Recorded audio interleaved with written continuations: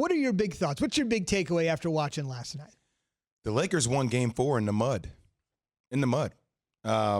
If that was Anthony Davis guarding Jimmy Butler at the beginning of the game, if that was LeBron James refusing to switch off Jimmy Butler at the end of the game, and it comes down to the Lakers made more plays down the stretch. Jimmy Butler was so tired from his 40-point triple-double, and they wore him down through the cumulative effect of defense and the size and the physicality of the game, that at the end of the game, it seemed like Miami had no other offensive option but Tyler Hero. And Tyler Hero's a talented young player at 20 years old, but the moment was too big for him. You felt like them not having Goran Dragic on the floor really hurt them down the stretch. And you got to give AD and LeBron credit. Look, AD makes that big three. Kentavious Caldwell-Pope, Rajon Rondo make layups down the stretch.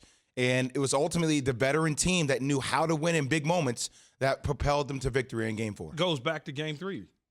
Game 3, those same veterans that JWill just mentioned didn't play well, but they did down the stretch in this particular game. And then AD, much like I said earlier in our first hour, is the fact that they were running big bodies at Jimmy Butler from the beginning. AD, then LeBron switching off on him. It's one of those deals where you look at it, you're looking at and saying to yourself, I didn't have this in Game 3 if I'm Jimmy Butler. I was able to dominate because I didn't have these big dudes. Now, all of a sudden, you got these big guys, and he can't do the things that he wants to do.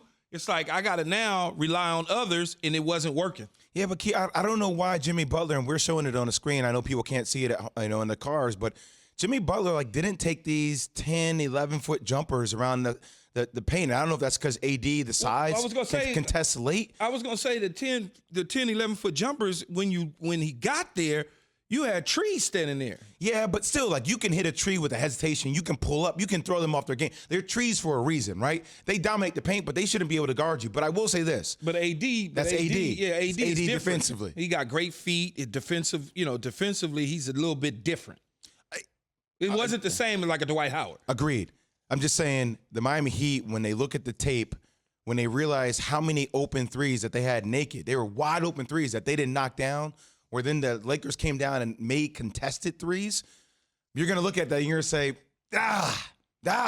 we just didn't make shots. They were 11-4, 38 last night from the three-point line. Too late.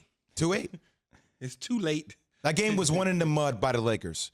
What I mean, you had people were going to say that wasn't a pretty three-point shooting game. It wasn't a barrage of dunks or the sexy plays.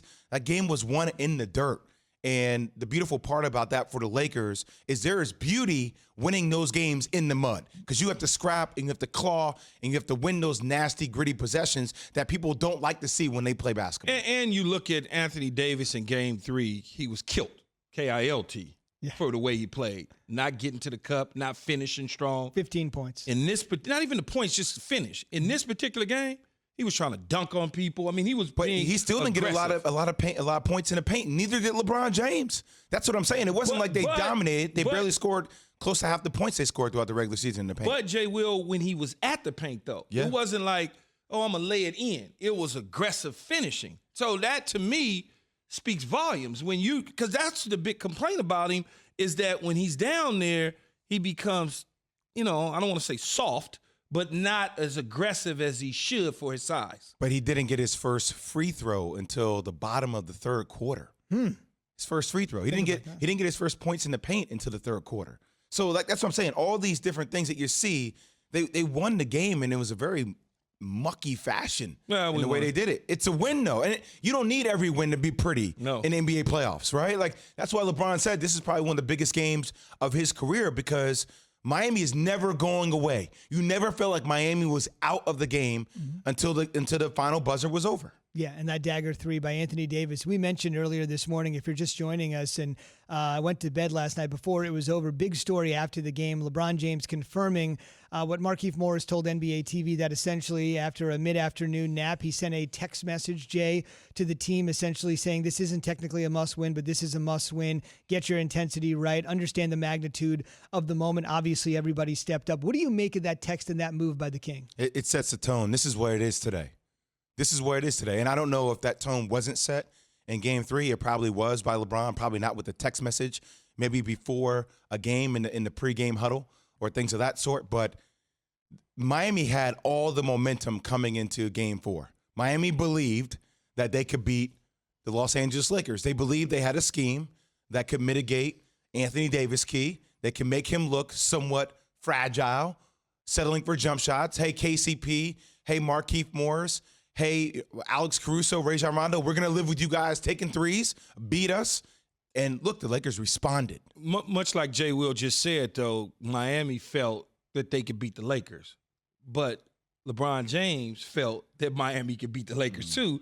That's why he didn't sleep well, and that's why he said, hey, man, I got to send this text message to get them to realize the pressure that is on me and us to finish the deal. Outside of that, he would have never even sent the text message if he felt that way. So clearly he felt like, I'm not trying to go 2-2. I don't want that heat. I'd rather be 3-1, so I got some cushion just in case.